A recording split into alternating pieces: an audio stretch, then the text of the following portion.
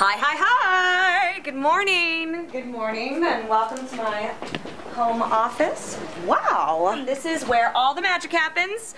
Oh, actually, this is where all the magic happens. Right here. Who taught Esperanza how to make a martini? This is terrible. Vamos al deportar. Hi, honey. Can I have the car keys? No. And do not call me honey while I'm at work. You're a chaperone. Have you been drinking? Not as much as I'd like. Excuse me, sorry. Do you know how much pollution comes out of a rocket?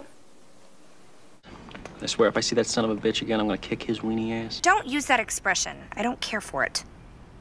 Ricky may not have been a part of our little group, but he didn't mean anyone any harm.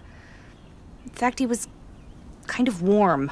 The morning meetings is where we brainstorm our ideas to stay prime and nimble for our corporate clients. Hole in ozone layer. Atmospheric aeration. Nice! Water pollution. Hydrological melting pot. Nice! Oh, that is so American! I love myself! Love it! Oh, good. Baby, tell Brad how you laid the news on him. I left him a message. On his answering machine?